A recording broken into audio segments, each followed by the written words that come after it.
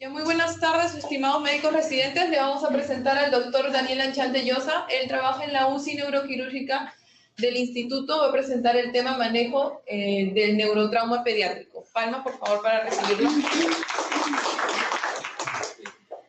Bien, bueno, gracias por estar acá presente. En general, el manejo del neurotrauma infantil es en sí complejo. Complejo y sistemático, hay que hacerlo de una manera bastante ordenada, pero a la vez no perder la velocidad. Vamos a ver por qué. Muchos de los estudios en los cuales los que hacemos intensivos pediátricos y hacemos neuro-UCI, manejamos esto, bastante de los protocolos, y la gran mayoría viene traspolado de lo que hacen en adultos. Es por eso de que en algunos casos la, digamos,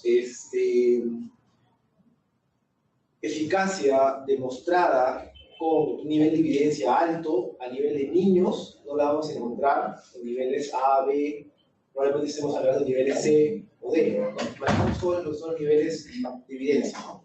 Grado 2, grado 3, o a veces recomendaciones solamente de expertos. Sin embargo, a pesar de que esta evidencia puede sonar no muy contundente, la experiencia en todos estos años de la gente que maneja, y que lo hacemos nosotros también, los resultados son bastante buenos. Entonces vamos a empezar. Ya, bien. No hay muchos estudios sobre TEC en Perú, pocos. Y este es un estudio que encontré, que no tiene mucho tiempo, de 2013, que lo hicieron en hospitales aquí en la región, en el polo este, Cayetano, San José de Lurigancho, otros hospitales que hicieron una especie de estadística y ver más o menos la incidencia. ¿Cómo estamos aquí? Porque ahí siempre hablamos de cómo estamos en Estados Unidos, cómo estamos en Europa, pero no sabemos cómo estamos acá. Lo que se encontró aquí de que en menores de 15 años es una de las principales causas de muerte.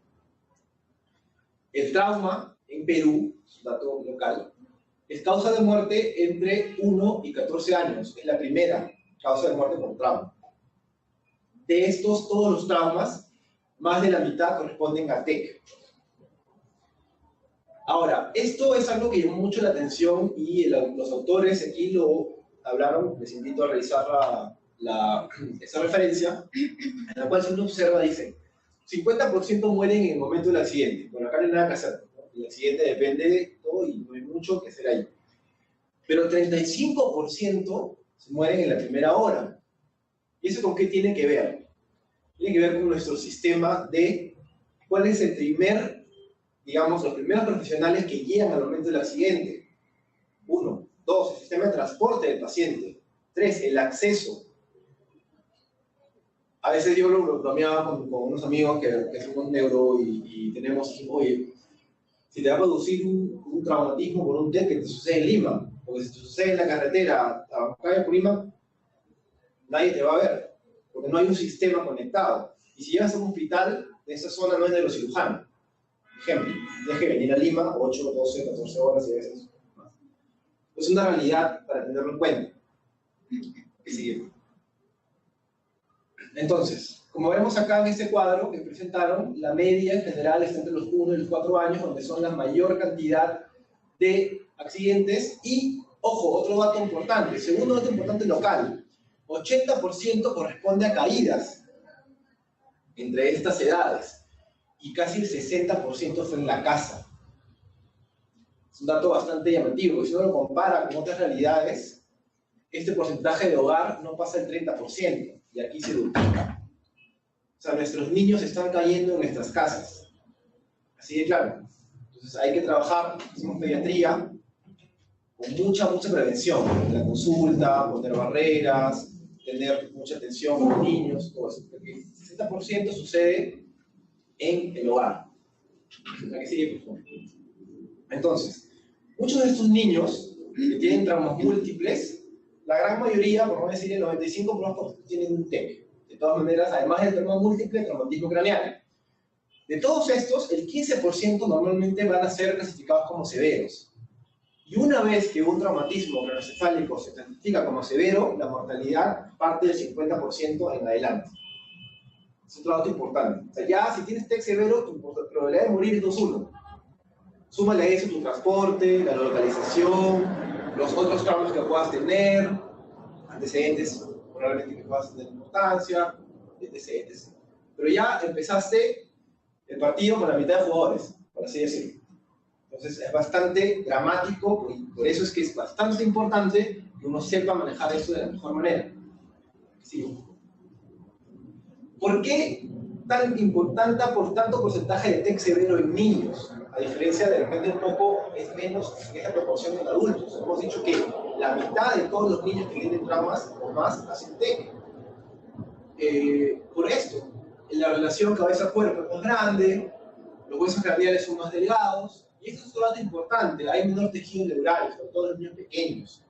La mielinización no ocurre en el primer, segundo, tercer año, es un proceso que va ocurriendo.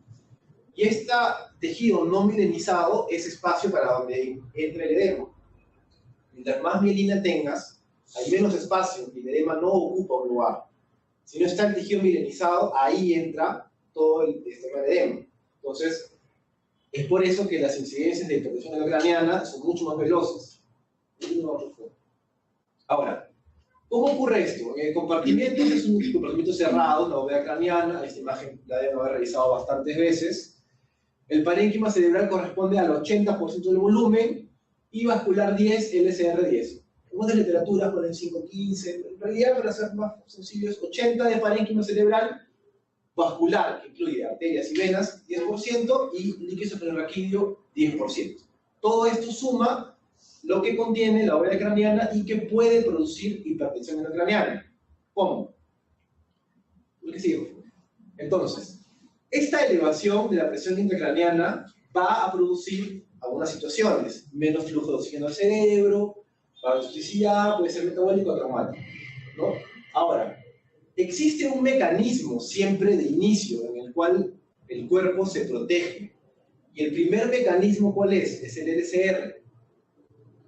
Es el primer mecanismo en el cual, junto con el drenaje venoso, hacia la par, son los que van a proteger esta hipertensión intracraneana. ¿Cómo? Drenando de repente más rápido el líquido venoso o el LCR también, para disminuir ese 10% y 10% que tienen cada uno, y más o menos va a compensar.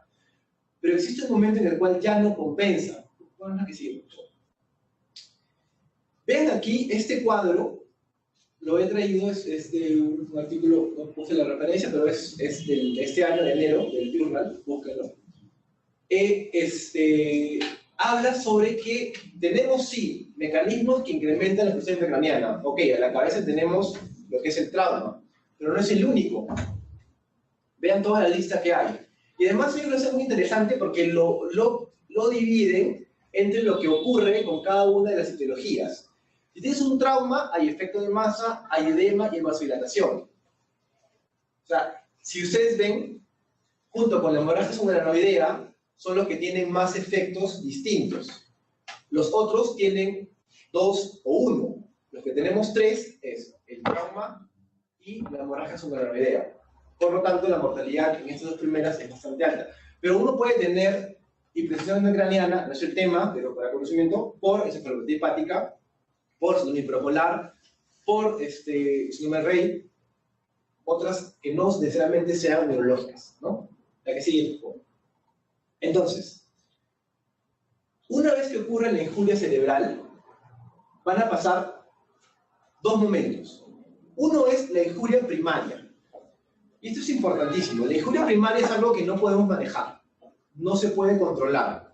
Acá uno puede hablar de prevención, ¿no? El tema de caídas, cinturones de seguridad, sistemas viales, etc. Todo esto es prevención. Pero una vez que ocurre la injuria primaria, que es el primer impacto con el cráneo, es el primero, puede pasar tres cosas. Puede haber una lesión extraaxial, puede haber una lesión intraaxial o puede haber una lesión vascular.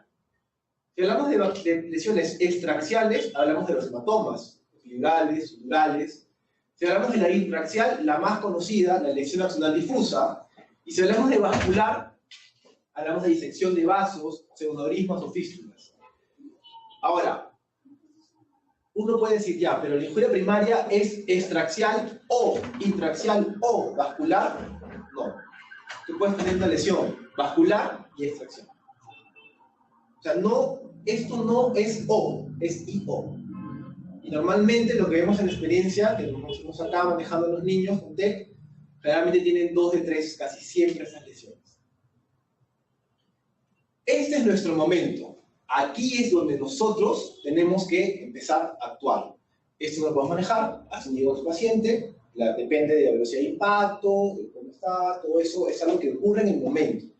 Y como hemos visto al inicio, 50% promedio fallece en ese instante. Nos queda otro 50%.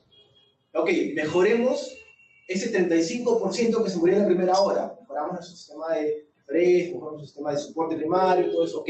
Pero nos queda un 15% que llega con nosotros. Y ese 15% es nuestra responsabilidad, hacer todo lo posible porque vivan.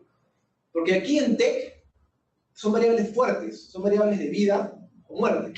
Después se pueden dar secuelas, pero en ese momento es vida o muerte. Porque hay que entender algo que no lo mencioné por temas de tiempo, pero aprovecho para decir un momentito. Los traumatismos craneoencefálicos en niños son un drama familiar.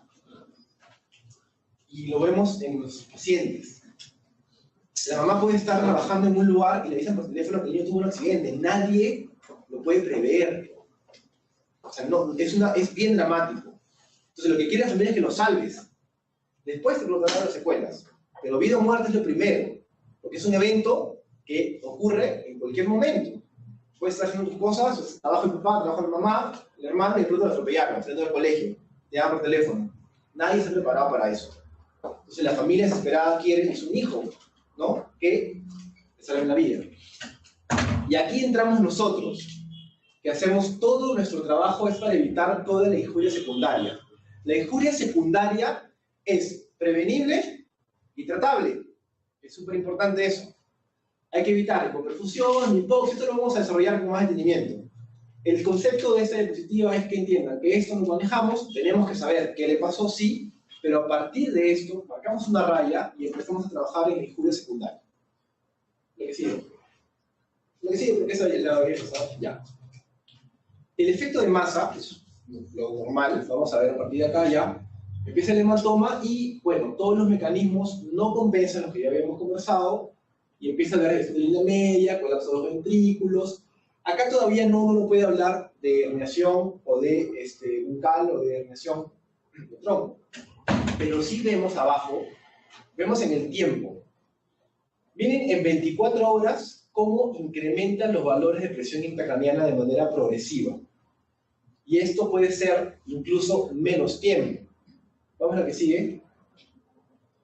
Acá ya vemos que el hematoma creció y aquí puede haber o herniación central o herniación bucal. Esto se produce de esta manera. El hematoma hace un efecto de masa. Acá puede haber sangre, puede haber proyectil, puede haber el mismo edema, arma blanca. Y van a ver las imágenes. Y lo que ocurre es que avanza todo o lo tira todo hacia este lado y produce la herniación. Y aquí el tronco se hernia y no hay nada más que hacer. Paro respiratorio y posiblemente paro cardíaco. ¿A qué sigue, por favor? Entonces, en ese momento, hemos visto las horas, puede ocurrir, o ya ocurre lo que estamos presentando aquí. El volumen intracraneano sigue esta curva. Primer concepto de esta imagen. La curva no es una curva lineal, es una curva logarítmica. Y una gran diferencia. La curva logarítmica, ¿qué significa? Que llega un punto en el cual, en el que es el estado 2, los mecanismos no compensan y el crecimiento de volumen es exponencial. Esta es la presión intracraneana. Acá no hay valores, pero imagínense que sea 10 o 15. No pasa nada, no pasa nada, no pasa nada, y de pronto se dispara. No estamos hablando de una línea que va así, sino así. Entonces, el concepto es, en estos estados, pequeños cambios de volumen en el cerebro pueden producir grandes incrementos de presión intracraneana. Es un concepto bien claro. Y eso hay que tenerlo siempre en mente, porque uno no debe subvalorar al paciente. Y les va a pasar, en algún momento, si pasan emergencia o pacientes, que el niño tiene un traumatismo y llega con un Glasgow 12, 13, y tienes muchas cosas más que hacer, probablemente estás llena, abortada en la emergencia, estás en la camilla, lo evalúas, Glasgow 12-13, tus interconsultas, pasa al otro paciente, 15 minutos después, midiasis, anisocoria. Pero si estaba estable, y yo cuando me han dicho eso, porque me ha pasado cuando después de la consulta, me dicen, doctor, le juro que esto es estable, yo digo, te creo, porque es que esto hay que conocerlo. El niño puede pasar de un estado con traumatismo de estabilidad a inestabilidad en minutos. Me dicen, luego como queriendo, pero está bien, yo te creo, sí, estaba estable completamente, pero de repente hemos debido ser más agresivos en la monitorización. Este niño no, de repente debe ir a shock trauma y no a una cama de observación, ejemplo, ¿no?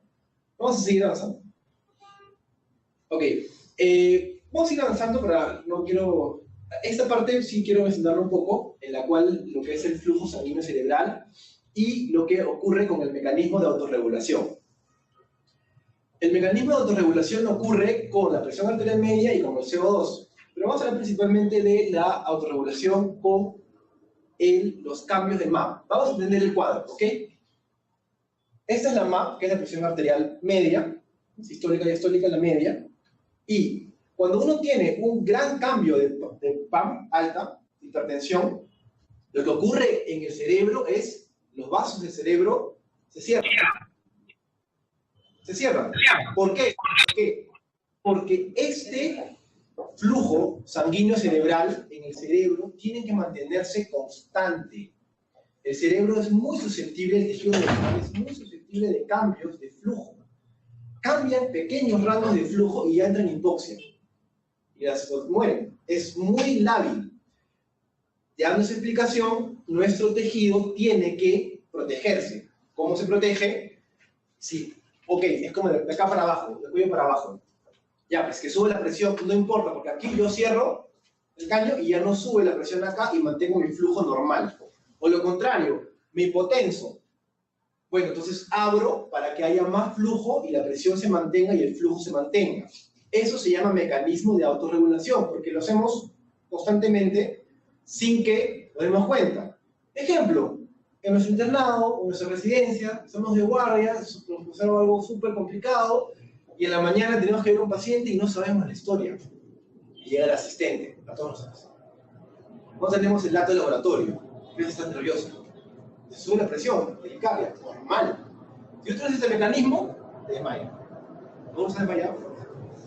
Pero con este mecanismo hace de que esta estrés y esta presión incrementada que tienes en ese momento hace de que tu flujo se mantenga estable y no entres en alteración sensoria. Lo mismo con el CO2, digamos, la misma idea, pero al revés. Cuando el CO2 sube, hay vasodilatación y cuando el CO2 baja, hay vasoconstricción. Esto tiene siempre, como todo, un límite.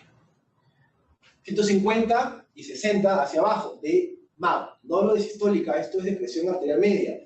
150 de presión arterial media es bastante, hagamos sus cálculos. Es bastante. Y 60 de MAP también media, no es un valor tan inusual. Pero ya cuando pasas 40 de MAP, 30 de MAP, ya el mecanismo ya no, y empiezas a tener problemas en el sensorio. Igual cuando tienes MAP 180, 200. Esto sucede poco en niños, más sucede en hipotensión, pero en adultos sí se ve. Hacen crisis hipertensivas porque el mecanismo no le alcanza. Tiene un límite. ¿Ok? Sigamos, por favor. ¿Ven? Este es el flujo que quiere mantener. Como ven acá, el flujo sanguíneo cerebral se mantiene, eso se ve mejor, se mantiene estable. Esta es la zona que le llamamos de autorregulación, en la cual los cambios, 50, bueno, 60 a 150, se mantienen estables y cuando pasan estos límites, ya empiezan a haber problemas de alteración. ¿Por qué me he tomado el trabajo en estos minutos de tratarles de entender un poco lo que es este mecanismo? Porque en el TEC severo se pierde. En el TEC severo, no en todos, pero un porcentaje, más de la mitad de estos niños, se pierde ese mecanismo. Entonces, ya no depende del cuerpo para manejar la presión, sino de quién depende. De nosotros. Que somos los que vamos a manejar inotropos, hipertensivos, dependiendo del sea el caso. Para mantener, ¿qué? Esta presión alrededor media ¿Para qué? Porque tú sabes que a estas presiones el flujo sanguíneo cerebral se mantenga de manera idónea. Pero no entendamos el flujo sanguíneo como un flujo sanguíneo. No, el flujo sanguíneo, ¿qué cosa lleva? Oxígeno, nutrientes. Es necesario. Es necesario. Indispensable. Sigamos. Y ese es el... Ok. Oye, acá vemos se pierde. Habíamos visto ¿ves? Esto ya no es así, y acá se vuelve una línea lineal en la cual cualquier cambio de presión puede ocurrir vasodilatación o vasoconstricción sin ningún orden, sin ningún mecanismo que pueda compensar. La línea punteada es lo que sucede en el TEC. Bien, la presión de perfusión cerebral es la presión arterial media menos la presión intracraneana. Por eso lo manejamos de esa manera. Vamos a ver ahora. Ok, entonces vamos a ver ya en sí lo que es el manejo después de esta primera parte. Muy sensible ya, ok. Vean esta cuadrito de escalera. ¿Por qué les pongo esa diapositiva? Dos casos, dos conceptos. Primero, porque el manejo del neurotrauma es escalonado. Siempre es escalonado. El que sea escalonado no quiere decir de que no sea veloz y que no sea seguro de lo que vas a hacer. Es escalonado, sí, pero tiene que ser veloz por el tiempo. ¿Por qué por el tiempo, doctor? Hemos visto que pequeños cambios de volúmenes, miren cómo aumenta la presión intracraneana. Tiene que ser rápido. Pero hay un segundo concepto. El año de acá, no sé si se ve acá, esta es del 2014. Hace 4 años. Y hay cosas de esta escala que ya no usamos. Ya han pasado solamente 4 años. Ejemplo, acá hablan de hipotermia. Ya no. Y era 2014. ¿Qué pasará de acá a 4 años más? Entonces, es escalonado, ahora vamos a ver cómo, y en el tiempo tan solo de 4 años han cambiado varias cosas, y hay cosas que se han retirado. Ejemplo, hipotermia, ejemplo, la hipocamia inducida, ejemplo, la continuidad comprensiva ha cambiado de nivel. Y hay cosas que han bajado de escalón y otras que han subido de escalón. ¿No? Vamos a ver cuáles. Ejemplo de traumatismos, hematomas pues completamente que dañan toda la estructura cerebral, la línea media desviada, los colapsos del ventrículo, acá también se ve hemorragia bastante severa, importante, con desviación de línea media, todo lo que lleva el efecto de masa. Entonces, el objetivo del manejo es que uno detecte a tiempo qué eventos fisiológicos van ocurriendo para uno tratarlos, de posible prevenirlos, pero no tratar. Todos los datos siempre deben ser interpretados. Y recordar nuevamente que la condición neurológica en estos pacientes puede cambiar de un momento a otro. La idea en el manejo es mantener un equilibrio en el tejido cerebral entre la oferta y la demanda. En nuestro manejo, que ahora vamos a desarrollar, van a haber intervenciones que van a aumentar la oferta, pero también van a haber intervenciones que van a disminuir la demanda para mantener el equilibrio. Un ejemplo de intervención que aumenta la oferta, darle oxígeno, oferta más oxígeno. Y un ejemplo de intervención que disminuye la demanda, sedación.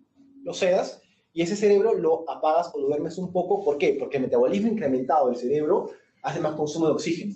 Y el más consumo de oxígeno, las 3 o 4 llaves más, hace aumento de presión intracraneal.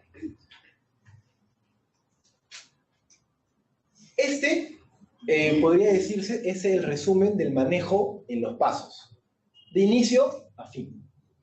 Este es el orden mental que deberíamos tener, del inicio hasta esto. Ahora, suenan o se ven bastantes pasos, ok, pero, ejemplo, del paso 1 al paso 5, 6, son 10 minutos. Estamos hablando de protocolos internacionales. Probablemente aquí llega el paciente al collarín. El collarín está en el aparato de la sala de shock trauma. Ah, ya voy a traerlo. ¿Qué tiene la llave? Ah, no, se lo llevó la que estaba de turno. ¿Y qué tiene? No hay collarín. Ya, sin collarín, pues ya. Pasamos al 3. Manejo vía aérea. ¿Qué tubo tienes? 4 o 5, pero le corresponde un 6. No, no hay. ¿Y el que tenía? No, no tengo. Y tu emergencia no está lista. Si ustedes desean que el manejo en este tema de emergencia sea en 10, 15 minutos, tienes que tener todo listo. Aquí, si ustedes ven, hasta antes de evaluación de la hemodinamia cerebral, no estamos hablando de nada extraordinario, es estabilización. Es estabilización. Y eso se puede hacer bastante bien. Ahora vamos a desarrollar. Siempre hay que evitar hipotensión, hipoxia y mantener normotermia, normoglicemia y normocambio. Vamos a ver de cada uno. En la evaluación inicial, siempre en el escenario de accidente, ¿por qué pongo esto? Porque es la escala de Glasgow, pero en el traslado deben haber dos datos importantes con respecto al Glasgow. El Glasgow con el personal que lo ve en el accidente. Si uno recibe al trauma en emergencia, tienes obligación de preguntar con cuánto Glasgow lo encontraste. Y tienes que poner con cuánto Glasgow llega. Me ha pasado bastantes que pregunto, ¿con cuánto Glasgow lo encontraste? Silencio. O sí, estaba medio dormido, hablaba. O sea, y te cuenta para que tú saques el Glasgow, ¿no? Te dice, estaba medio despierto y hablaba los ojos, pero hablaba un poco, pero luego se quedó dormido. Entonces tú estás allá. Entonces dices 3 de ojo, 4 de lenguaje y tal. Pero, ¿y eso es qué? Es minutos, tiempo. Entonces, si tenemos un personal súper entrenado, es Glasgow 11. Y yo como Glasgow 8, uy, ya sabes qué es lo que tienes que hacer. Pero eso es, te agarras mucho, mucho tiempo. En cuanto al collarín, siempre, cuando tengamos el antecedente de un trauma, y bueno, en ese caso el trauma craneal, deberíamos usar un collarín siempre. Esto no es discutible, esto es protocolo internacional, se debe usar. ¿En quiénes con mayor razón? En los niños mayores, que son los que hacen más lesión de médula. Los niños chiquitos, de repente no lo tienen tanto riesgo, porque la médula es más flexible, y no hacen estos cortes que pueden hacer a nivel medular. Los niños grandes sí. Sin embargo, sí hay que tener collarín. ¿Y no les llama la atención de que el collarín va antes de la intubación? Porque es así. Para intubar a un paciente deberían tener collarín. Entonces, ¿y cómo la intubación de collarín? Porque la intubación en un manejo en un paciente con TEC, lo dice el protocolo también, debe ser personal más entrenado y de ser posible con collarín con la menor movilización del cuello posible, hasta que se demuestre que no tenga ninguna lesión. Para eso hay maniobras. Uno puede intubar con collarín. Tracción mandibular es una de ellas, por ejemplo.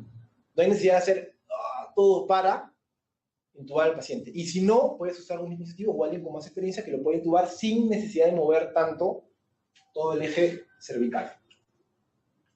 Y estamos en vía aérea. Una vez que tengamos, entonces llegó el paciente, estabilización, Glasgow, todo eso, y tenemos ya el collarín, tenemos el paciente intubado, inmediatamente capnografía. No estoy diciendo gas, capnografía en el tubo traqueal, porque la capnografía es sumamente importante en el paciente neurocrítico. Es sumamente importante. Vean en la diapositiva que presenté con el mecanismo de autorregulación, y no hablé mucho del CO2, porque lo voy a hablar ahorita. Es bastante importante.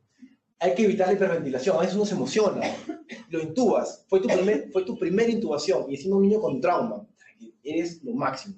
Entonces, ¿no? Pasa, y aparte los nervios se ganan, calma, y ahí siempre debe haber un líder del equipo que diga, oye, tranquilo, no le des tanto, porque la hiperventilación que va a hacer, barra CO2, y si barra CO2, ¿qué sucede con la vasculatura cerebral?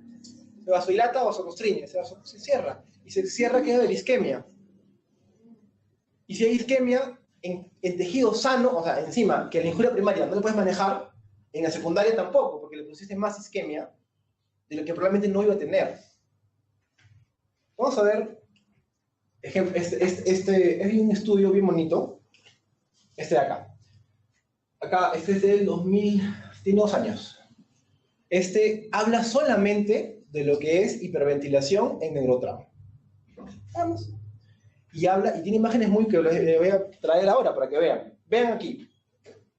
Vean esta presión arterial de oxígeno y arriba vean la presión de CO2. Y acá está lo que es el flujo sanguíneo cerebral. Vamos a entender el cuadro. Si uno empieza a dar mayor niveles de flujo sanguíneo cerebral, miren cómo está. Esto representa la vasculatura. CO2 20, miren el tamaño de ese vaso. ¿Qué flujo pasa por ahí? CO2 de casi 60. Entonces tampoco. ¿Por qué? Porque si tú hiperventilas, vas a producir vasoconstricción e isquemia. Pero si tú hipoventilas y produces CO2, miren, por encima de 40, 45, 50, 60, hace vasodilatación. Y la vasodilatación lo que hace es incrementar la presión intracraneana. Entonces, antes, años atrás, no mucho, estamos hablando de 8 o 10 años, y es más, si ustedes recuerdan el cuadro de 2014, decía hiperventilación inducida. 2014, ¿ah? Y se hablaba de que uno le da ventilación, ¿para qué? Porque uno dice, bueno, ok, si le cierro el vaso, entonces no va a haber flujo. Y si no hay flujo, la PIC baja. Y si es correcto, los que hemos visto oportunidad de manejar trauma con PIC, y le damos hiperventilación, y vemos el capnógrafo 30, 28, 26, la PIC baja. Va a bajar, les aseguro, porque no tiene ya flujo. Pues. La PIC es la resultante de la presión cerebral. Entonces, como no hay vasculatura abierta, no hay presión, baja la PIC. ¿Pero qué pierdes? Haces isquemia. Entonces se demostró que eso al final, el paciente de repente salía, pero con más secuelas. Igual a lo contrario. Y entonces existe una zona de reactividad, ¿no? Que son las zonas, digamos, sumamente importantes. 20 y 60 son los valores que en ese estudio encontraron, en la cual ya, no diga que no hay vuelta atrás, pero el daño es irreversible. Tanto para vasoconstricción como para vasodilatación. Y ahora vemos este de acá, en la cual, si uno disminuye el CO2 por hiperventilación, ¿qué es lo que va a ocurrir? Sí, es cierto, disminuyes la presión intracraneana, disminuyes tu PIC, de acuerdo, pero ¿qué más? Disminuyes el flujo sanguíneo cerebral, disminuyes el volumen del flujo sanguíneo cerebral, disminuyes la oxigenación, realmente es el metabolismo. Entonces tenemos un pro y 4 contras. Moraleja, no hiperventilemos. Este que me pareció muy bonito, que vean que es con una tomografía con positrones, en la cual ven este CO2 de 35.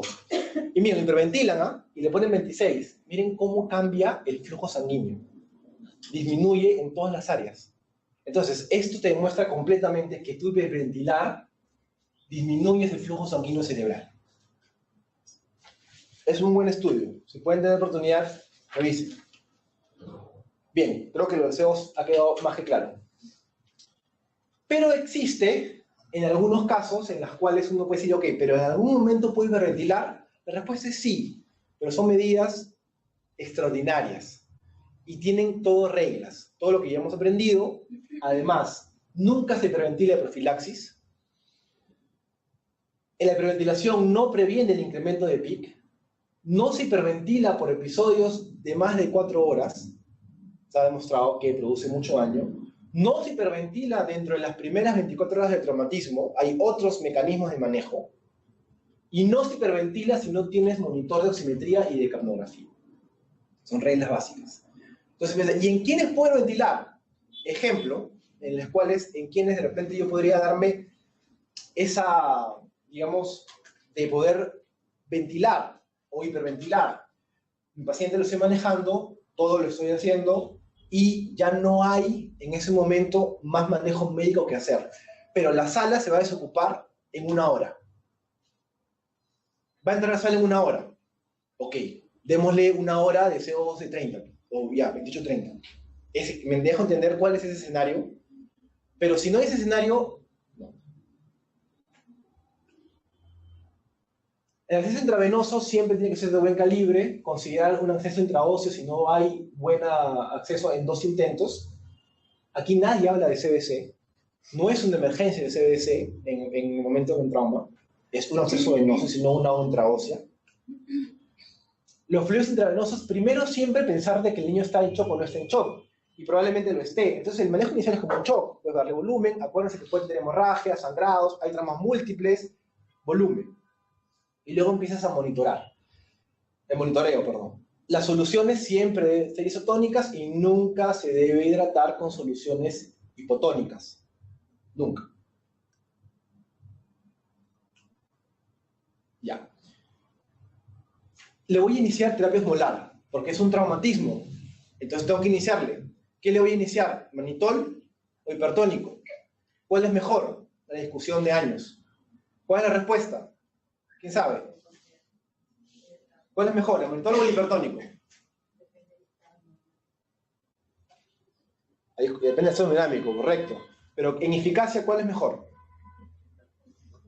La respuesta es con trampa. Es ninguno. No hay ningún estudio, y espero, siempre cuando menciono esto, cuando hago las clases de TEC, siempre espero que alguien lo encuentre, y que mi doctor acá está, pero hasta ahorita motívense a buscarlo, en la cual me demuestre en un estudio serio con un buen número de pacientes que el manitol es más eficaz que el hipertónico, o que el hipertónico es más eficaz que el manitol. En eficacia no hay diferencia. ¿Qué quiero decir con eficacia? Que el efecto que yo quiero conseguir tienen igual de potencia los dos. Entonces, ¿cuál uso? Bueno, que eso va a depender. ¿Va a depender de qué? En lo que sí hay diferencia, ¿qué cosa es? Si hay diferencia en los efectos adversos. Ahí sí hay diferencia. Con el manitol tiendes a tener mayores efectos adversos, mayor poliuria, mayor pérdida de electrolitos. Y en estados hemodinámicos alterados, a veces se produce hipotensión. ¿Por qué? Y ese es uno. Y otro, el daño renal, que es una consecuencia de usar soluciones osmolares o hiperosmolares, con manitol ocurre con una osmolaridad de 320. Un dato. Con el hipertónico ocurre con 360. ¿Cuál tiene más techo? El hipertónico. Es por eso que nosotros en general tenemos tendencia a usar hipertónico. Pero no es porque yo crea que es más eficaz que el manitol, sino porque sé que tiene menos efecto adverso, que es distinto. Ahora bien, ¿y qué hacemos en emergencia? ¿Por qué? Porque para usar hipertónico, ¿qué cosa hay que tener idealmente? Un catéter central. Porque poner hipertónico en una vía periférica, ¿no se puede? No, sí se puede. Pero puede que produzca flebitis o que haya problemas en esa vía, y si es la única que tiene, hay problema. Entonces, de repente, lo que inicio en emergencia, el manitol va bien, pero siempre pensando que si hay posibilidad de cambiarlo al hipertónico, es una buena opción. Acá tenemos las dosis. En realidad, las dosis las pueden encontrar, no es un tema de hacer dosis. Acá me faltó la del 5%, pero hay hipertónica al 3%, al 7.5%. Puedes usarlo en bolos o puedes usarlo en infusión continua. Hay hipertónica de 20%, hay hipertónica de 22% también. O sea, en realidad, lo que más se utiliza, o digamos, lo que si ustedes vayan a revisar los trabajos que hay en la bibliografía internacional, más utilizan al 3 y al 7.5. Es lo que más hay, lo que más se utiliza. En infusión continua también, pero esto es importante. Cuando yo uso hipertónica en un manejo de TEC, tengo que tener un objetivo. Y mi objetivo es que mi osmolaridad llegue, primero, que no pase de 360 y que sea un sodio alrededor de 150, 160. Porque con ese sodio yo voy a obtener el efecto que yo quiero. Si yo le pongo hipertónico a un paciente, le empiezo a las 8 de la mañana y le tomo un sodio a las 12 del día y el sodio está en 141, no hay ningún efecto osmolar ahí. O sea, tu hipertónico está goteando, se ve bonito, está bacán en tu RP, pero no produce ningún efecto en el cerebro de ese paciente.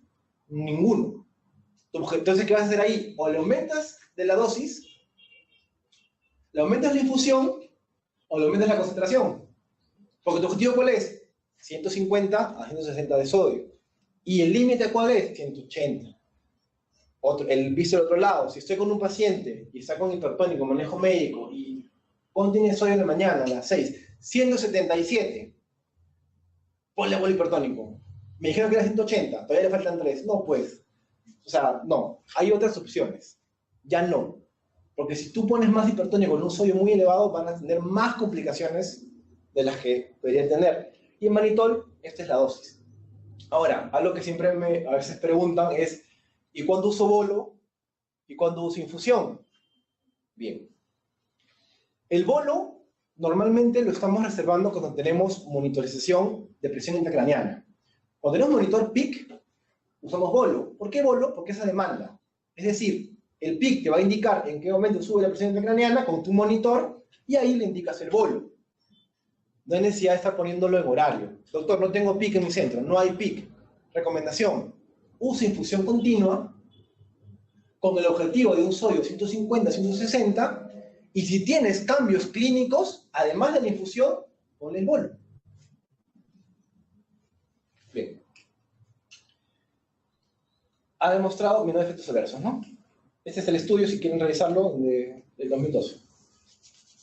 Y esto es algo novedoso, ¿no? Que no tenemos en el Perú, pero luego para que lo conozcan.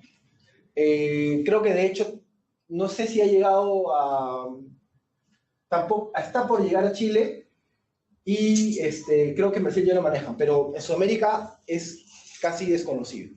Actualmente, en este minuto, próximo año, un año más, que es la solución osmolar, que no es manitol, que no es hipertónico, sino es lactato hipertónico. Nuevamente, no lo tenemos en Perú, solamente se los traigo para que conozcan que existen más alternativas. ¿Por qué lactato hipertónico? Bueno, eso viene de un estudio de la importancia del lactato y el metabolismo en el TEC, que los invito a leerlo, como ven. ¿Ya? Se sorprenderán por qué estamos en septiembre, octubre, porque eso no ha salido todavía. Va a salir. Así que ya más caliente que esto, no van a encontrar. ¿Ok? Revisen. Estas son las jugadas para encontrar eso. Bien. Entonces, en la monitorización, en todo lo que es monitor de funciones vitales, multiparámetro, hay que considerar poner una presión arterial invasiva, de lo posible, si se puede, sí hay que colocarla. Un CBC ya cuando pasó a UCI o de repente en shock trauma ya estabilizado, baja el intensivista o el cirujano, le pone el CBC. Monitor PIC, si es posible, siempre, si es posible, si no hay, bueno. El bulbo yugular, esto es algo bastante antiguo, bastante ya de varios años atrás, y que con el tiempo ha ido perdiendo un poco de peso con la monitorización de la presión tisular de oxígeno, con el PTO2. Sin embargo, lo menciono porque la realidad de nosotros, local, hablo de Lima, me imagino cómo será en otras provincias, no tenemos PTO2. Entonces, todavía se usa de vez en cuando el bulbo yugular. Y eso es lo que les decía del PTO2. Mientras más información tengas es mejor, porque ya, ¿y cuál le pongo? Si tuviera yo le pongo todo. No, bueno, elegiría entre este o este, no elegiría por este de acá, pero lo demás todo. Lo ideal es tener mucha más información, ¿para qué? Para tomar mejores decisiones. Si uno le pone solamente un monitor PIC, un ejemplo, tengo PIC, lo quiero estrenar, le pongo su catéter PIC, estoy con mi pantalla en monitor PIC, pero no le pongo presión arterial invasiva, la línea arterial, no le pongo. Y que hemos revisado que la diferencia entre la PAM y la PIC es la presión de perfusión cerebral. Entonces, yo solamente le voy a hacer caso a la PIC y a mi monitor no invasivo de presión arterial, que puede tener alguna diferencia. Entonces, solo tomar una decisión, solo por un PIC elevado, simplemente, no, pero es el PIC, es importante, sí es importante, pero nunca se debe tomar decisiones con solamente un parámetro. Siempre se toman múltiples decisiones con múltiples parámetros. Este es el monitor de PIC, es un ejemplo. Acá tenemos de los dos, de las dos marcas, porque no tenemos, ahorita es la versión más nueva. Como ven acá, son los números digitales, es una PIC 12, y acá menciona 15. ¿Cuál es la diferencia? Esto es solamente numérico, y tiene la ventaja de tener la onda. No he hablado de onda por el tema de tiempo, pero la onda para nosotros es súper importante en la monitorización de presión intracraneana, porque te dice o traduce si el catéter está bien puesto para empezar y es fiable, que es importante eso, porque después en el tiempo se puede movilizar, sangrar, y eso puede cambiar un poco. Entonces esto se coloca a la cabecera del paciente y se empieza la monitorización. Y acá ven, ejemplo, ¿no? Si yo tengo acá 12 y yo tengo una presión arterial media de 70, ¿cuánto sería mi presión cerebral? 5,8. ¿Y estaría bien? Sí, porque la monitora te dice 55 o más, o te dice 60. Pues 58 es aceptable. Tienes 12 de PIC, está estable, pupilas están 2,2, poco reactivas, no tienes como hemodinámicos. ¿Voy a usar bolo hipertónico acá? ¿Bolo manitol? Porque, o sea, ese es el tema cuando tienes pocos elementos para monitorizar, es cuando entra la duda y dejas cada 4 horas. cada 6 horas. ¿Por qué? Porque como no tienes elementos, entras en duda. Entonces es mejor que le sobre que a que le falte. Bien, entonces, este es un paciente que tuvimos acá, en julio, hace un par de meses, TEC. Y lo traje básicamente por dos cosas. Primero, por el tiempo. Miren, el 21 y ese es 23, y la diferencia de tomografías. Así ingresó, y esto es después del manejo y después de eso. Equipo conjunto. Intensivistas, neuro-UCI y cirujano, neurocirujano. Bastante edema, bastante considerable, línea media desviada, colapso del ventrículo, no se ve el corto ventrículo, paciente clínicamente inestable. Acá ya estaba intubado, yo con Glasgow 8, me acuerdo, estaba intubado. Y después, 2 días, manejo médico y manejo quirúrgico, la tomografía de control, es la diferencia. Lo hemos tenido nosotros. El paciente ahorita está de alta, ¿no? Entonces, y detrás de todo eso, pues, hay todo un sistema familiar que, pues, ahorita de repente está bastante más confortado, ¿no? Y eso, pues, es bastante alegre para nosotros. Bien, ese es otro caso. No sé si se enteraron en la televisión del caso del niño del martillo. ¿Alguien lo escuchó? Bueno, es que de verdad que tenemos tantos casos de esos que ya a veces pasamos nomás y no nos damos cuenta. Este fue un niño que su papá agredía a la mamá, ¿no? Un mal endémico, lamentablemente. Y la va a defender el niño. 9 años. La va a defender y el papá no quiere que la defienda y le tira un martillazo. Múltiple. Esto que ven acá es por martillo. Salió en las noticias. ¿Tengo otra imagen? Ahí está, la ve mejor. Así quedó el cráneo de ingreso. Grave. Vean aquí, vean esto. Aquí es la zona de donde está el trauma y cómo entra la parte ósea, y hay esto que ven blanquito acá son las esquirlas de hueso, que se destrozó el cráneo. Igual, neuro-UCI, manejo médico, manejo quirúrgico, evidentemente, full terapia, y también el paciente se fue de alta, ¿no? Son casos que hay que manejar. Bien, esto lo paso porque es más que todo la parte quirúrgica, que es donde uno pone el PIC, es un tema más de especialidad quirúrgica. ¿En quiénes monitorizo PIC? En todos estos, cuando tienes una presión severa, caída de Glasgow, cuando tienes una tomografía con criterios, posturas anormales y siempre con alguna anormalidad pupilar, uno tiene que idealmente monitorizar con una presión intracraneana. El objetivo es siempre por debajo de 20 y la perfusión por encima de 55, otros lo ponen en 60, ¿no? Y bueno, acá vamos a ir avanzando para ver esta parte de acá. Ok, ¿y en quiénes vamos a hacer craniotomía descompresiva? La craniotomía descompresiva ya ha tomado más auge, digamos. No sé si recuerdan o si le tomaron una foto a esa escalerita que al inicio la puse en manejo. Si ustedes veían, la craniotomía era el último escalón. Revisen si su foto han tomado, no sé. Pero ahora ya no está en el último escalón, porque les mencioné, hay cosas que han bajado de escalón, y hay cosas que han subido de escalón, y cosas que han salido de la escalera. Esta es una de las que ha bajado de escalón. Hay un estudio en la cual, ¿dónde está? Ahí está, este de acá, 2011, en la cual ya se demostró en este estudio en la cual la craniotomía descompresiva precoz es mejor que el uso de tiopental.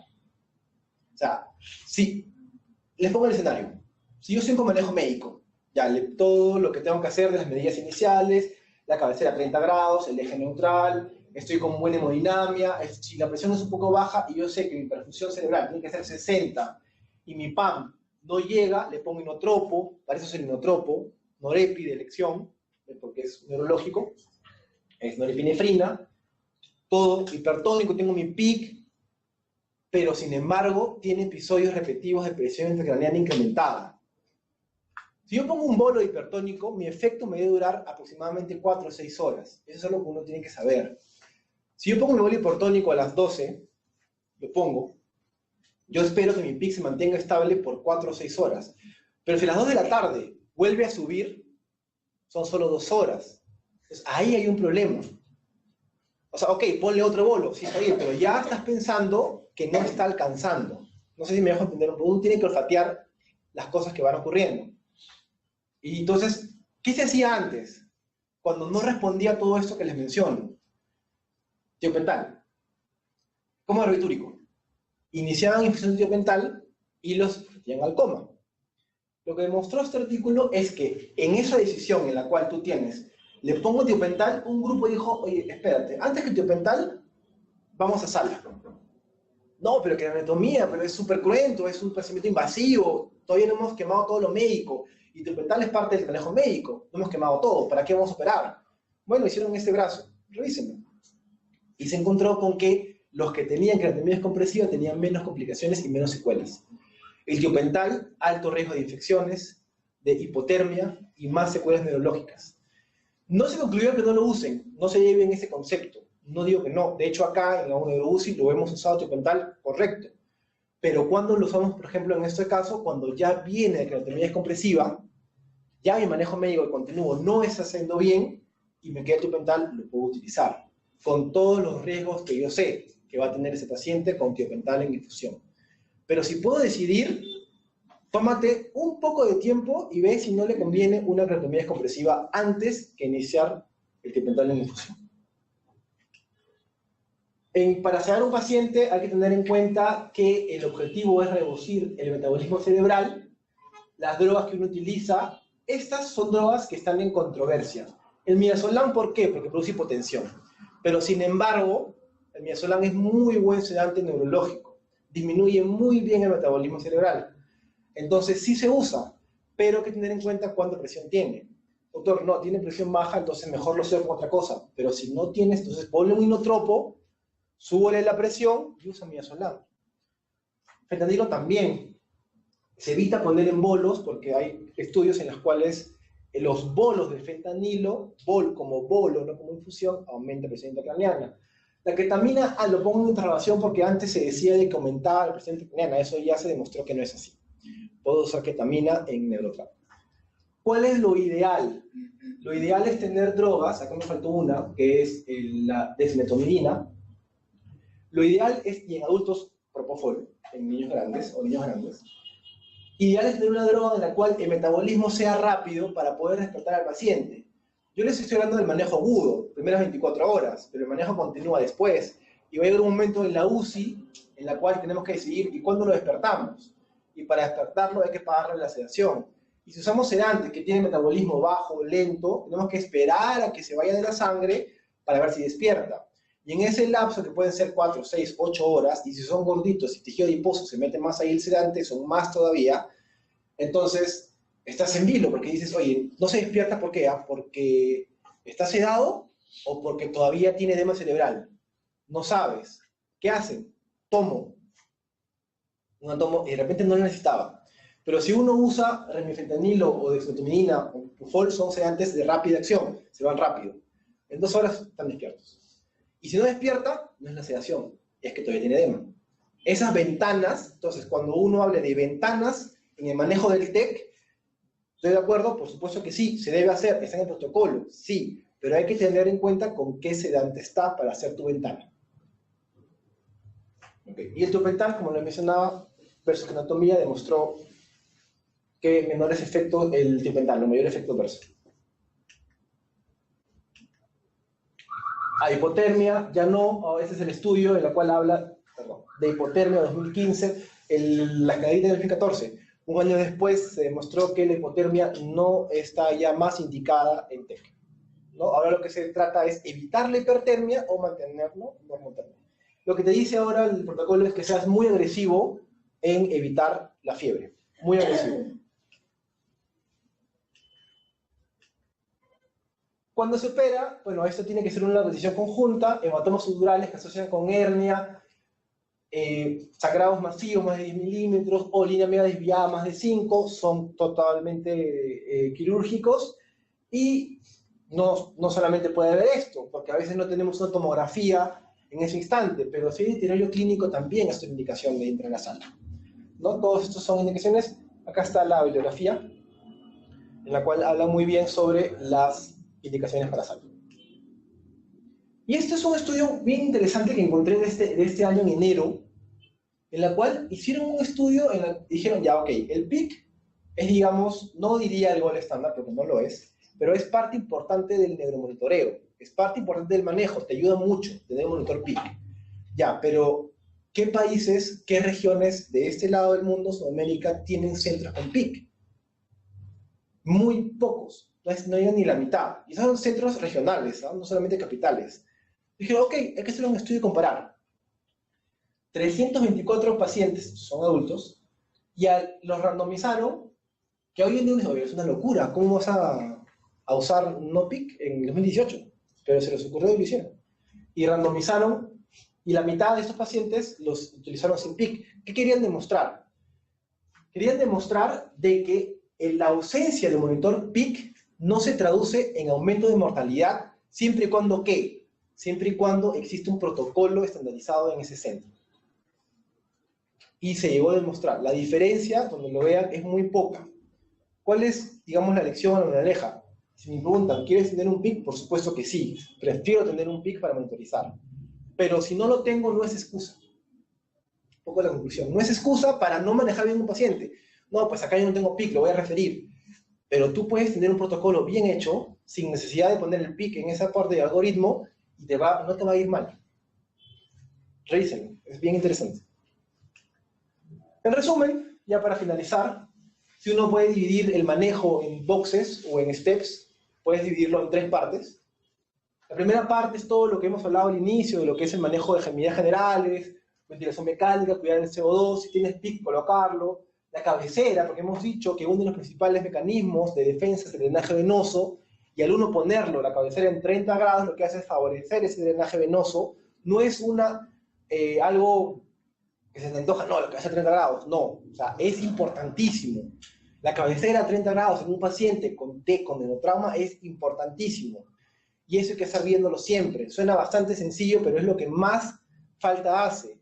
Porque los pacientes, el personal de enfermería, que es un equipo conjunto siempre, no me malinterpreten, pero siempre están cambiando las sábanas, están cambiando la almohada, están haciendo confort, ¿no?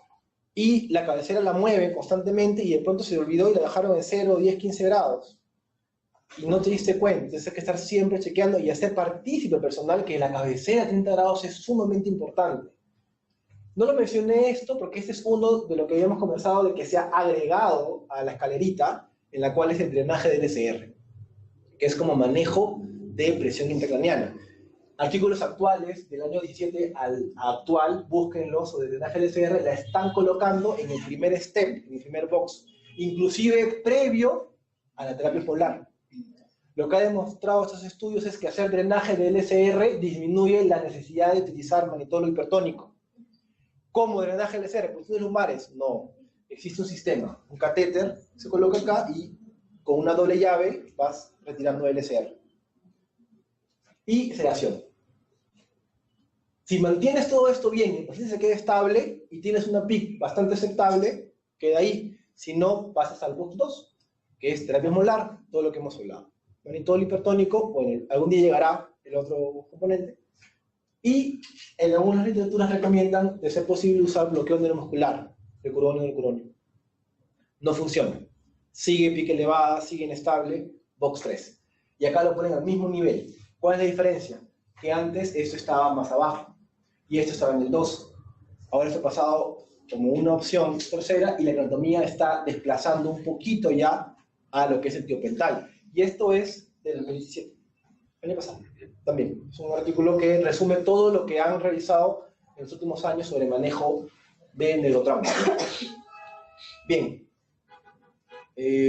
No quería excederme, es un tema bastante bonito, bien apasionante en realidad.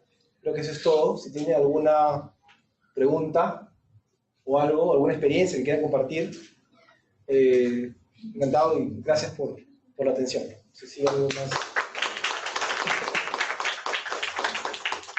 ¿Alguna? Sí. Sobre el bloqueo neuromuscular.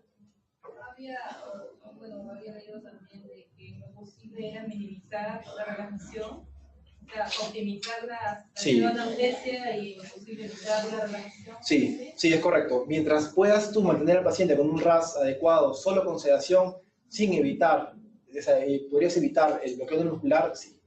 O sea, hay una, ¿por qué? Porque no lo mencioné, pero no lo mencioné porque el corticoide no tiene ninguna cabida en el TEC. ¿Ya? O sea, poner corticoide pensando que va a ser antiedema en un neurotrauma no tiene razón. La dexa o el corticoide para otro tipo de edema, lo que pasa es que no hemos hablado de tipos de edema cerebral, hay vasogénicos, citotóxicos, son tipos distintos. En el edema de TEC, la dexa no va, pero sí se ha visto que en varios centros usan mucha dexa en TEC. Y en la combinación de dexa con becuronio es muy mala, porque lo que hace es, te altera la placa bioneural a nivel de la parilla intercostal, y el paciente pierde la fuerza para ventilar. Entonces lo quieres extubar y no puede.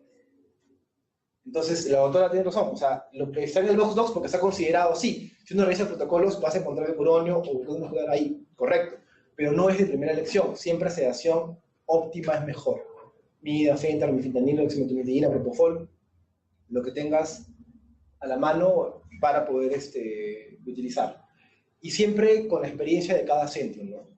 Si el centro tiene mucha experiencia con midafenta, utilicen midafenta. Oh, pero yo quiero remifentanilo. Ya, pero haz tu curva primero de manejo de remifentanilo antes de cambiar, no sé si vas a entender, de pronto, y porque está, no sé si de moda o estaba indicado, pero con calma, porque hay cosas a veces de que uno tiene mucho ímpetu por hacer, pero si todo el servicio no está a la par, ahí empiezan los problemas con los fármacos que se utilizan por primera vez. Entonces, el midafentanilo, el propofol, son drogas antiguas, clásicas, pero muy buenas. No las, no, habrá que usar midafentanilo, no. Sí, es bueno, pero también lo otro también es bastante bueno. ¿Si tienen otra pregunta? Doctor, en cuanto a ventilación mecánica en neurocríticos, en cuanto a los modos, ¿es mejor por presión o por volumen en un neurocrítico? Ya, esa también es una buena pregunta. En general es indiferente. O sea, lo que tienes que cuidar en cuanto a la ventilación mecánica, lo bueno, normalmente, en niños que son chiquitos y tienen TEC solo, sé que es pulmón y generalmente es sano. Generalmente es sano. Cuando tienes traumas múltiples, son mucho más grandes, sí tienes problemas hematomas pulmonares, y eso sí trae problemas. ¿Qué son las dos cosas que yo, por ejemplo, sí, y está en la literatura, te diría, tienes que cuidar con la ventilación? El CO2, o sea, que tus presiones o tus volúmenes tidales no sean muy elevados para que no barra CO2, y el PEP. El PEP es importante por el retorno venoso. Si tienes, no sé si todos han familiarizado con la presión al final de la expiración. Si tienes una presión al final de la expiración muy elevada, 7, 8, 9, 10, lo que haces es que tu retorno venoso haga resistencia. Entonces, esa maniobra de la cabecera a 30 grados para poner al paciente y que drene la vena, va a encontrar alta resistencia a este nivel. Entonces no va a servir. Y tu presión intracraneana va a empezar a aumentar, porque acá está aumentada la resistencia, solamente por tener PPs altos. Entonces, dos cosas en ventilación. Independientemente de la presión o volumen, importante es el volumen tidal que manejas y su relación con el CO2, y en lo posible evitar PPs elevados, en lo posible. Si lo necesita y tienes la suerte de que tengas un traumatismo, un neurotrauma y un ARTS, no sé si alguien ha tenido, yo nunca he tenido uno, pero bueno, puede pasar, bueno, pues. Pero ahora que estuve hace poco en un congreso y hablaban sobre estos mitos de las cosas que no se pueden hacer, por ejemplo, en ventilación con neurotrauma, y uno de los que yo propio pensaba que era pronar, ya no, se puede pronar. Puedes pronar a un paciente, y hay estudios que han demostrado que puedes pronar a un paciente con neurotrauma, con todas las medidas, así se puede. Yo también pensaba, hasta hace unos meses, que no. Y ¿no? Uno va leyendo más cosas y dice, sí se puede. Hay tips, pero se puede, si es necesario. Bueno, ¿alguien tiene...? Sí. Tal vez para comentar, ¿no? Hay varios pacientes que pueden ingresar a una emergencia, ¿no? Que tienen, aparte de la lesión neurológica, empiezan a presentar shock, empiezan a requerir parámetros altos de sistema de ventilación, y a veces se deja de lado el diagnóstico de un shock neumogénico o alteraciones pulmonares por causa de un TEC, y no necesariamente son neumonías aspirativas o otro tipo de causas. Tal vez incidir un poco más de que puede suceder ese tipo de casos. Que haya comorbilidades dentro del... Sí, o sea, cuando el paciente con neurotrauma entra, al inicio es por neurotrauma, pero en el transcurso del tiempo puedes tener bastantes morbilidades. Sobre todo cuando utilizas, por ejemplo, se vio mucho con uso de tiopental, la tasa de infecciones se dispara. Eso pasaba mucho cuando usaban hipotermia, porque antes a los TECs los ponían en hipotermia de inmediato. Inclusive había un protocolo, primeras horas, y cómo quitar la temperatura baja por horas, por grados. Pero esa hipotermia lo que hacía era mayor tasa de infecciones. Y al final el paciente agarraba una neumonía, un shock séptico, y sobre la base que es un niño con neurotrauma es mucho peor. O sea, sí, siempre hay comorbilidades que hay que estar chequeando todo el tiempo. Sí. Sí. ¿Cuál es su sugerencia respecto a que, por ejemplo, como usted lo comentó al inicio, hay bastantes centros de salud aquí en la capital que definitivamente no tienen un neurocirujano a mano cuando los niños se caen en la casa, ¿no? Pero cuando sucede este evento, los llevan de repente a hospitales que no son de tercer nivel o institutos, sino son hospitales nivel 2. Y cuando uno ya los quiere referir al nivel inmediato, bueno, normalmente encuentran la respuesta de que los neurocirujanos siempre piden la evaluación del niño con su tomografía. Entonces, ¿qué tanto hay si de repente es un TEC leve o el niño no está tan crítico? ¿Es importante que vaya con la tomografía para que le evalúen? No, o sea, la referencia no puede ser condicionada a una tomografía. Pero realmente no es mi decisión, pero sí no debería ser considerado una tomografía. O sea, de hecho, a veces lo refieres para tomografía, no la piden previamente, ¿no? Pero a propósito de la pregunta que me haces, cuando tengan un paciente en esas condiciones, en un centro, de repente, y que no tienen tanto acceso, lo que siempre digo es, miren a los papás, primero, que tanto para captar algunas indicaciones de signos de alarma, y si no, mi sugerencia es déjalo a observación. Por más caída pequeña que sea, que esos centros primarios se los queden mirándolos 4, 6 horas, 8 horas, viéndolo bien, porque a veces lo mandan a su casa y ahí viene el problema. Lo dejan en su casa, lo dejan al cuidado del hermano mayor, pasan nuevamente y empieza el deterioro y hemos visto cómo se eleva la presión y hay problema. La tomografía no debe ser un condicionante para la referencia. De hecho, depende mucho de cómo uno puede solicitar la referencia, ¿no? Porque si la referencia indica signos de alarma claros, como por ejemplo somnolencia o irritabilidad, o caída de Glasgow, que ya es muy evidente, tiene que ser aceptada, o sea, no hay ningún condicionamiento. Pero si en esas horas no hay ningún signo de alarma, entonces sí probablemente puedas tener signos de alarma para la casa, si es una contusión leve nada más. No necesariamente pasar por una tomografía. Lo otro que he visto a propósito de eso es que a veces nos han llegado con radiografías de cráneo, en centros que tienen radiografías, y no sirve. O sea, ¿para qué? No, o sea, no les tomen radiografías de cráneo a los niños que se caen, no vamos a tomar ninguna decisión con eso. O sea, literalmente nos llega la radiografía de cráneo y seguimos, o sea, no nos sirve para tomar decisiones en ese momento. Clínica, clínica, clínica. Y eso es mucha expertise, porque encontrar la clínica en un paciente niño neurológico no es sencillo. Y siempre hay conversación con los papás, porque a veces el niño puede ser irritable y tú crees, es un engreído, o está con hambre, pero el papá sabe, o la mamá sabe, y la mamá te va a decir, no, él no es así, doctor, no es así, doctor. Escuchen siempre a los papás, es su sugerencia. Ellos saben cómo es su hijo normalmente en casa. Y si algo ven, háganle, créanle. Yo digo que soy papá también, así, en nombre de todos los papás. Háganos caso. Bien, ¿hay otra pregunta más que estamos en tiempo? No, ¿Sí? en realidad, si usted quiere quedarse. No, o sea, encantado, pero... Eso sería todo.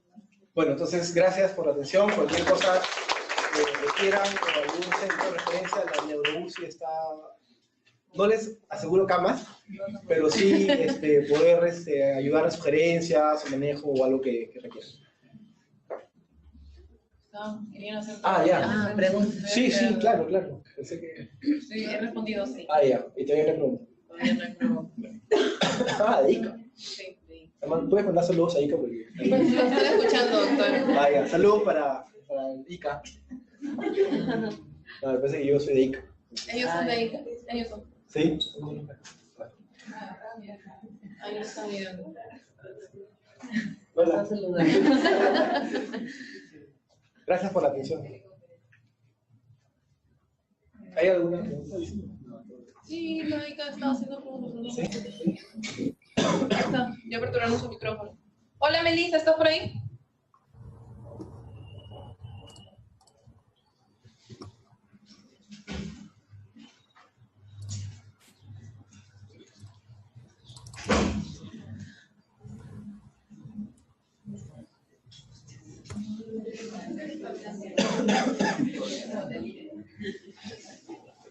No se te escucha. Dime cuál es la pregunta. O escriban por ahí.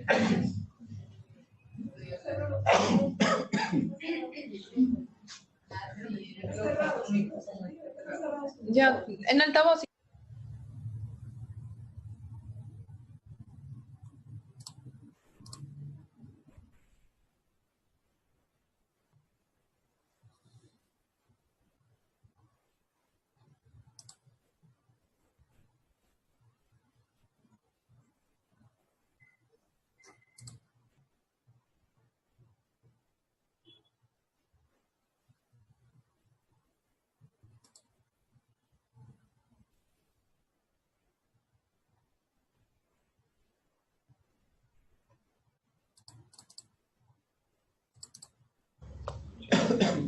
Siempre en lo posible en hiperventilación lo ideal es tener un capnógrafo para manejar CO2.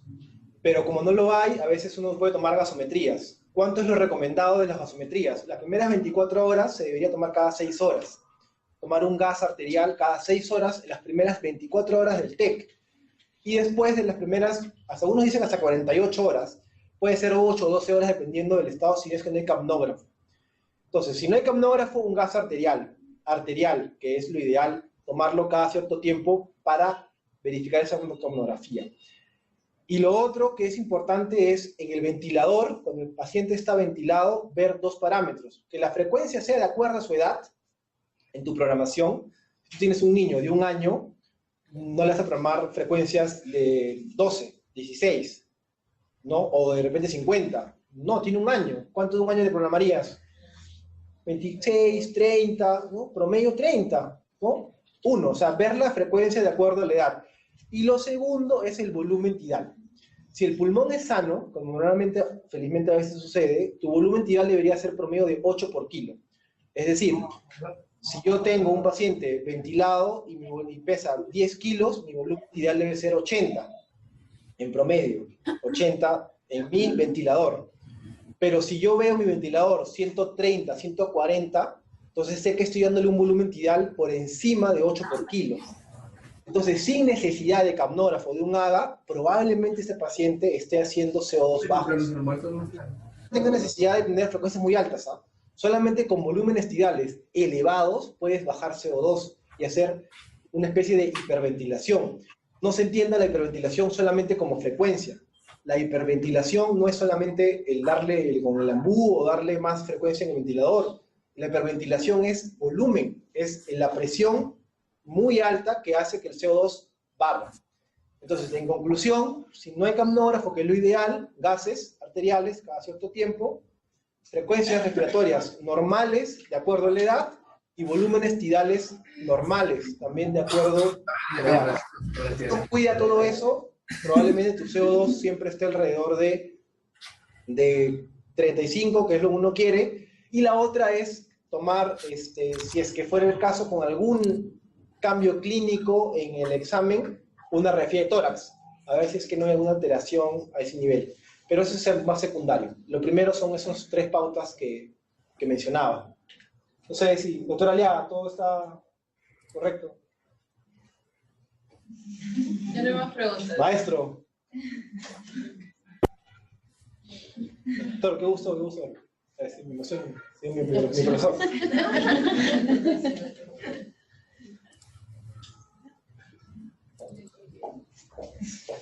Muy bien. Saludos a todos. Ya voy. Yo no hay más preguntas.